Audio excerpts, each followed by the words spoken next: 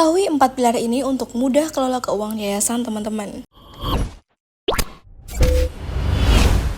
Halo teman-teman, kembali lagi di video saya.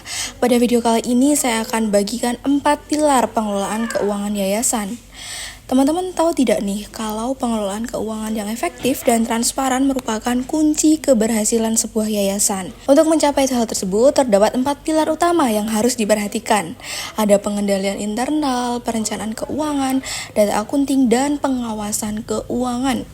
Masing-masing pilar ini memiliki peran penting dalam memastikan bahwa yayasan dapat menjalankan misinya dengan baik dan dapat mempertanggungjawabkan penggunaan dana yang diterima dari donor serta pihak terkait lainnya.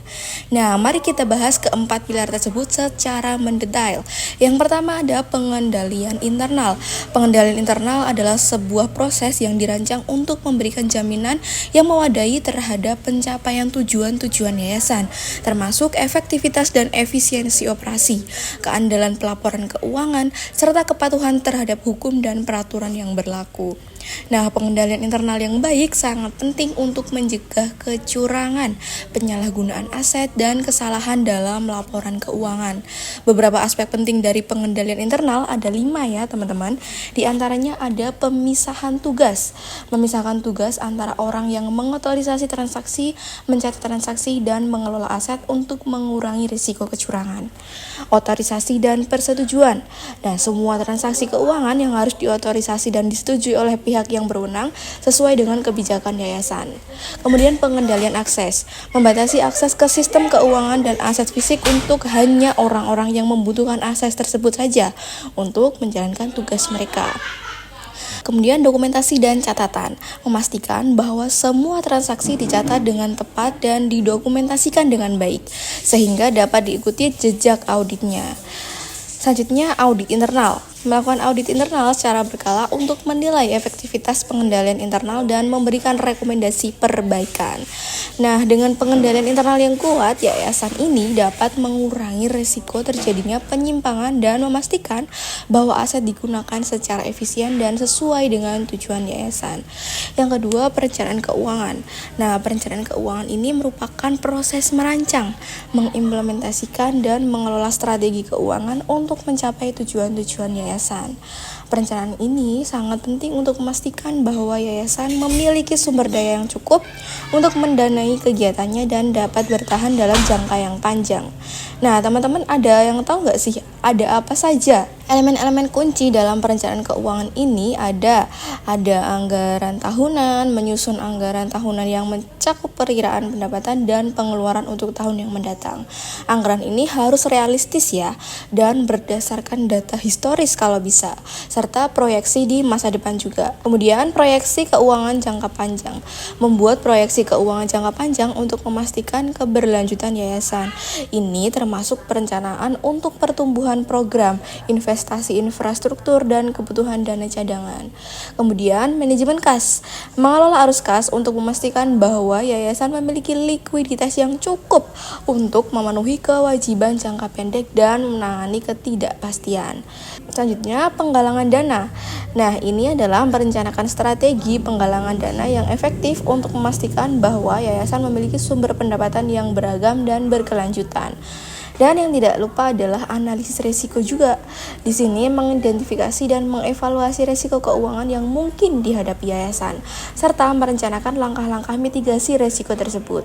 Dengan perencanaan keuangan yang baik, yayasan dapat memaksimalkan penggunaan dana yang tersedia, mengantisipasi kebutuhan masa depan, dan menghindari krisis keuangan yang dapat mengganggu operasionalnya. Yang ketiga, data akunting. Nah, data akunting ini adalah data yang akurat, yang tepat waktu, sangat penting dalam pengelolaan keuangan yayasan. Data ini tidak hanya diperlukan untuk pelaporan keuangan, tetapi juga untuk pengambilan keputusan yang informasional dan strategis. Beberapa aspek penting dalam pengelolaan data akunting ada yang pertama, pencatatan transaksi. Nah, semua transaksi keuangan harus dicatat secara akurat dan segera setelah terjadi. Ya, sebenarnya nggak harus segera, nggak apa-apa sih, asalkan rutin dicatat dan kalau bisa jangan lama-lama ya, nanti takutnya lupa teman-teman. Nah, ini termasuk pendapatan, pengeluaran, aset, dan kewajiban. Yang kedua, laporan keuangan. Nah, pada yayasan ini ada mencakup laporan keuangan juga ya. Dan jangan lupa untuk menyusun laporan arus kasnya, karena ini dapat menggambarkan laporan keuangan teman-teman, kasnya itu pergi kemana aja gitu. Kemudian laporan ini harus disusun sesuai dengan standar akuntansi yang berlaku.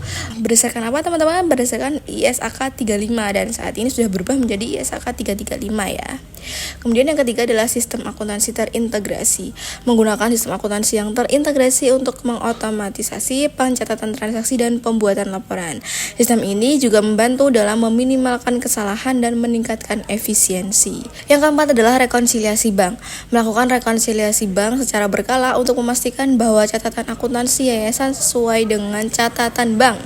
Yang kelima, audit eksternal. Menyediakan data akunting yang diperlukan untuk audit eksternal juga. Nah, audit ini memberikan jaminan tambahan kepada donor dan pihak terkait lainnya bahwa laporan keuangan yayasan akurat dan dapat dipercaya. Data akunting yang dikelola dengan baik memungkinkan yayasan untuk memantau kondisi keuangan secara real time, mengidentifikasi tren, dan mengambil tindakan korektif jika diperlukan. Pilar yang keempat adalah pengawasan keuangan. Nah, pengawasan keuangan ini adalah proses pemantauan dan evaluasi terhadap kinerja keuangan yayasan. Pengawasan ini memastikan bahwa yayasan tetap berada di jalur yang benar dan mematuhi semua regulasi yang berlaku. Beberapa komponen utama dari pengawasan keuangan ini ada evaluasi kinerja bulanan. Nah, ini adalah melakukan evaluasi kinerja keuangan setiap bulan untuk memastikan bahwa anggaran diikuti dan mendeteksi adanya penyimpangan sejak dini. Rapat pengawasan keuangan. Nah, ini mengadakan rapat rutin juga diperlukan dengan tim pengelola keuangan untuk membahas laporan keuangan, mengevaluasi kinerja, dan menyusun rencana tindakan perbaikan jika diperlukan. Kemudian, audit eksternal. Melakukan audit eksternal tahunan untuk memberikan penilaian independen terhadap laporan keuangan yayasan. Auditor eksternal juga memberikan rekomendasi perbaikan berdasarkan temuan mereka nih. Nah, selanjutnya adalah laporan kepatuhan. Memastikan bahwa semua laporan keuangan dan pajak disusun dan disampaikan tepat waktu sesuai dengan regulasi yang berlaku. Kemudian pemantauan dana proyek. Nah, mengawasi penggunaan dana untuk proyek-proyek khusus untuk memastikan bahwa dana tersebut digunakan sesuai dengan tujuan yang telah ditetapkan dan batas anggaran yang disetujui. Dengan pengawasan keuangan yang ketat, yayasan dapat memastikan bahwa semua sumber daya yang digunakan secara efisien dan efektif, serta meningkatkan akuntabilitas kepada donor dan pemangku kepentingan lainnya. Nah, kesimpulannya teman-teman, dari keempat pilar penggunaan keuangan yayasan, yaitu pengendalian internal, perencanaan keuangan, data akunting, dan pengawasan keuangan, saling memiliki keterkaitan dan mendukung satu sama lain. Implementasi yang baik dari keempat pilar ini adalah memastikan bahwa yayasan dapat menjalankan misinya dengan transparan dan akuntabilitas yang tinggi, serta mempertahankan kepercayaan dari donor dan masyarakat. Dengan pengelolaan keuangan yang baik, yayasan dapat terus berkembang memberikan dampak positif yang lebih besar bagi komunitas yang dilayaninya. Segitu dulu ya teman-teman pembahasan 4 pilar keuangan ini. Yayasan teman-teman sudah mulai aware dengan pengelolaan belum nih? Next, bahas apa lagi ya? Coba komen teman-teman, kenali kami lebih jauh dan kunjungi website kami di bawah ini.